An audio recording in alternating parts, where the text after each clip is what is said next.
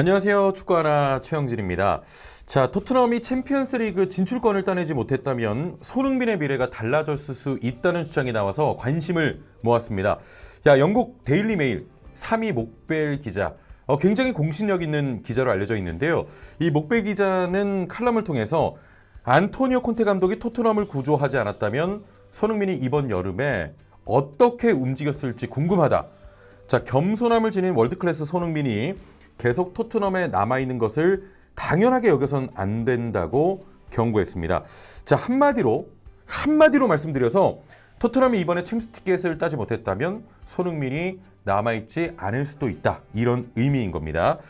자, 그러면서 이 목벨 기자는 2017년과 2018년에 토트넘은 맨시티에게 손흥민을 빼앗길 뻔했다면서 2015년 이후 47골을 넣어서 토트넘을 3연속 챔피언스 리그에 올려놓은 손흥민을 보고 펩 과르디올라 맨시티 감독이 원했다고 주장을 했습니다.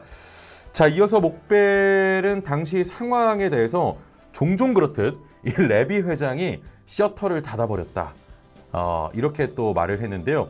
자, 지금 레비 회장이 이게 돈을 조 루이스 그 구단주에게 돈을 얻어오면서 그야말로 추앙을 받고 있습니다. 이 소식 또 다음에 전해드리도록 하죠. 자, 그리고 2018년 여름 손흥민과 새로운 5년 계약을 체결했다면서 별다른 어려움 없이 위기를 피했지만 손흥민이 그 당시 맨시티가 이렇게 막 들어왔을 때 동요를 했다면 어땠을까 의구심이 든다고 강조했습니다. 자, 그러니까 또 다시 정리를 해드리면 손흥민 선수가 겸손했기 때문에 무사히 동요하지 않고 맨시티로 가지 않고 토트넘에 남아있었다 이런 뜻인 거죠. 자, 또 다른 구단들은 손흥민을 원하지 않는 것이 아니다.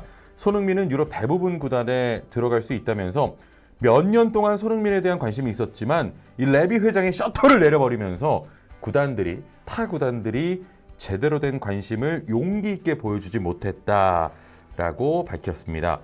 자, 여기서 중요합니다.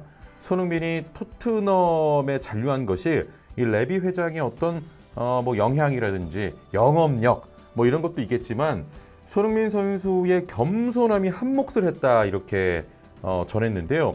여기에 더해서 이기적이지 않은 월드클래스라는 점에서 매우 드문 선수라고 규정을 해버렸습니다. 그러니까 목벨 기자가 손흥민에 대한 규정을 이기적이지 않은 월드클래스라는 점에서 매우 드문 선수다 이렇게 손흥민을 평가했습니다. 자, 목벨은 토트넘에서 손흥민에 대해 나쁜 말을 하는 것을 찾는 것이 매우 힘들어졌다. 만약 손흥민이 조금 더 자기중심적이었다면 오늘 토트넘에 없었을 것이다 라고 설명했습니다. 자, 그러면서 이런 얘기도 했어요. 손흥민은 자신의 겸손함 때문에 어떻게 보면 희생자가 된 것이다. 토트넘이 주급 20만 파운드를 주고 있기 때문에 괜찮다고 주장할 수도 있지만 손흥민의 겸손한 모습을 야심이 없다고 오해해서는 안 된다. 그는 챔스에서 축구를 하고 싶어 한다. 이건 챔스에서 축구하는 건 당연히 모든 축구 선수들의 어떤 열망, 그리고 기본적인 거겠죠. 자, 그리고 우승 트로피를 놓고 경쟁하고 싶어 한다고 어떻게 보면 일종의 토트넘에게 경고를 한 겁니다. 그러니까 손흥민 선수가 겸손하기 때문에 욕심을 좀 안 부린 것처럼 비춰졌을 뿐이지 야심이 없다고 오해하면 안 된다. 손흥민은 챔스에서 뛰고 또 우승 트로피를 원한다 이러면서 토트넘에 어떻게 보면 일종의 경고를 날린 겁니다.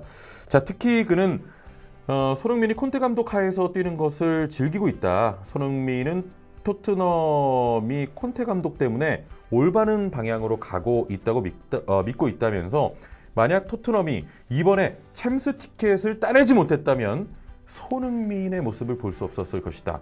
챔스를 가지 못했다면 손흥민은 토트넘을 나갔을 것이다 라고 덧붙였습니다.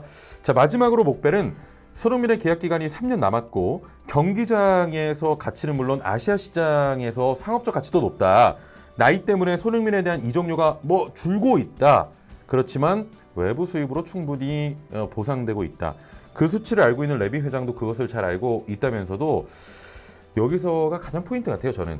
하지만 손흥민이 당연히 토트넘에 남을 것이라고 여기서는 안 될 것이라고 거듭 경고했습니다.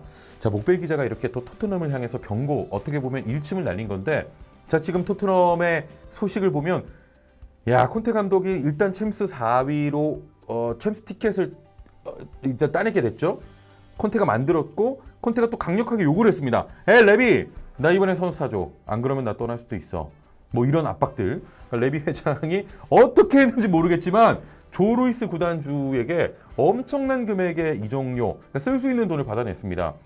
자, 그렇기 때문에 토트넘이 와, 이렇게 많은 선수를 산다면 이 돈으로 야, 이거 토트넘 그리고 콘테, 손흥민에게는 대단한 또 좋은 기회가 될 수 있겠죠. 토트넘 굉장히 무서워질 것 같습니다. 이 소식 아까도 말씀드렸지만 좀 정리해서 전해드리고요.